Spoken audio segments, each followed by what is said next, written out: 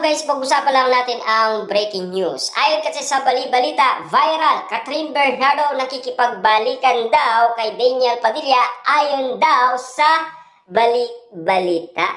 Grabe nga naman kasi na tila usap-usapan na si Catherine Bernardo nakikipagbalikan kay Daniel Padilla. Na alam niyo naman siguro, meron kasing nakitang card si Master Hans sa kanyang prediksyon na tila kakaiba ang magiging love life ni Catherine Bernardo.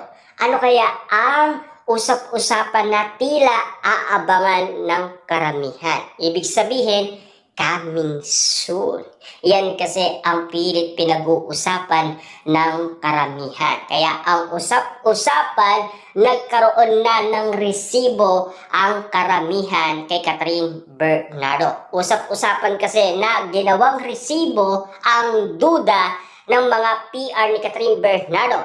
At lalong-lalo na, ginawang resibo ang duda ng mga staff ng bagong teleserye ni Catherine Bernardo. At siyempre, ginawang resibo din ang pagbabago sa nangyayaring kwento ngayon. Dahil usap-usapan, babalik na naman si Daniel Padilla at Catherine Bernardo sa paggawa ng movie. Yan kasi ang pilit ginagawang resibo.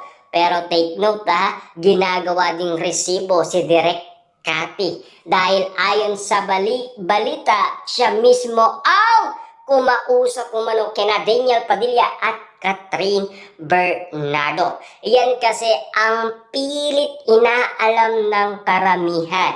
Kung makatotohanan nga ba ang usap-usapan sa mga resibo. Pero take note karagdagang resibo pa ang paglalaylo ng dalawa. At ang usap-usapan, magpapakasal na daw sina Daniel Padilla at Catherine Bernardo. Na alam niyo naman siguro, papayag si Mami Bernardo sa sitwasyon ng kasalan ni Catherine Bernardo. Kasi nga, ang gusto nga naman kasi ni Mami Bernardo, 25 to 26, pwede na magpakasal si Catherine Bernardo. Kasi si Mami Bernardo maagang nagpakasal. 19 to 20 siyang nagpakasal. Ayon sa balita noon sa atin ni Catherine Bernardo. Lalong-lalo na noong 2025. Yan din kasi ang in-update sa atin ni Mami Bernardo noong siya ay nagpa-interview umano kay MJ Felipe. Yan kasi kung bakit napapag-usapan na sina Daniel Padilla at Catherine Bernardo. Kasi hindi naman pinag-uusapan si Kyla Estrada naglalaylo at gustong sumama kay Daniel Padilla. Hindi yun eh. Ang ginagawang resibo ngayon, ang paglalaylo ni Catherine Bernardo at Daniel Padilla. Kaya nga naman kasi inahabol ng ABS-CBN at ng management para maisagawa na ang nasabing bagong movie ng Katniel. After 5 years, nagbabalik ulit sina Daniel Padilla at Catherine Bernardo. Tama nga naman kasi ang ula ng karamihan na ginaya ang Kat Den. Dahil alam niyo naman siguro ang Kat Den, 1.6 billion ang nasabing kinita. Siyempre, kung ganun din ang mangyayari kina Catherine Bernardo at Daniel Padilla, siyempre babagsak umano ang Kat Den movie. Kasi napatunayan ni na Daniel Padilla at Catherine Bernardo na kayang-kaya pala nilang makipagsabayan sa movie na Hello Love Goodbye at Hello Love Again. Grabe nga naman kasi hindi natin ine-expect na mangyayari yon.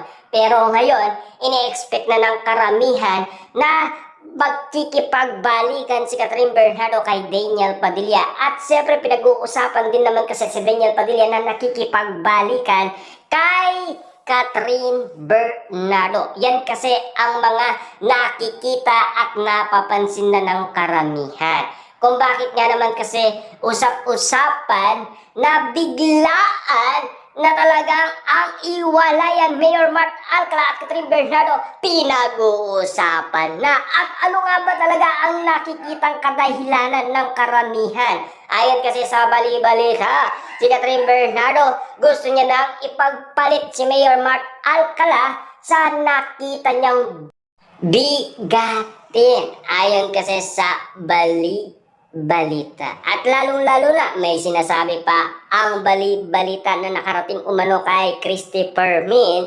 Ayon sa nasagap na balita umano ni Christopher Min, si Catherine Bernardo ay meron daw natuklasan kay Mayor Mark Alcala. Yan din kasi kung bakit ayaw nila kay Mayor Mark Alcala, kung bakit umay na umay sila, dahil nagagalit sila baka matulad si Catherine Bernardo sa mga ex ni Mayor Mark Alcala. Kung bakit galit ang karamihan at kung bakit galit si Mami Bernardo kay Mayor Mark Alcala at kung bakit binabantayan niya si Catherine Bernardo. Pero take note minsan na ibalita ito ni Christopher Min. Ayon sa balita, si Catherine Bernardo pa ang pumupunta sa Lucena para lamang kay Mayor Mark Alcala. Ang tindi, diba? Na talagang na-in love ng todo itong si Catherine Bernardo kay Mayor Mark Alcala. Pero bibigay din pala kay Daniel Padilla. Yan kasi ang usap-usapan ngayon na tila may mga resibo na kumakalat ngayon kina Catherine Bernardo at Daniel Padilla ang pinag-uusapan. Na alam niyo naman siguro, pinag-uusapan si Catherine Bernardo at Mayor Mark Alcala nagbakasyon sa Thailand. Pero wala namang resibo. Samantalang si Daniel Padilla at Kyla Estrada, maraming resibo. Wow, grabe, diba? Na talagang init na ang mga usapan sa social media. Bumabahaman sa Pilipinas. At may bagyo man, pero mainit-init ang mga pinag-uusapan at pinagkakaguluhan at pinagpepestaan ng karamihan na sana magkatotoo man ang kanilang inala sa mga usapan, mga resibo na talagang kagulat-gulat at kikiligin ka sa mga kwentong nakakakilig dahil usap-usapan na sina Daniel Padilla at Catherine Bernardo. Diyan pa lang kasi ay magugulat ka na at magtataka at kababaliwan mo ang mga pasabog ng mga balita patungkol kay Daniel Padilla at Catherine Bernardo. Na alam niyo naman siguro, kalmado na kasi si Catherine Bernardo. Hindi na siya katulad noong 2023 na bad girl kung tawagin, diba? Kasi napakalma umano ni Alden Richard.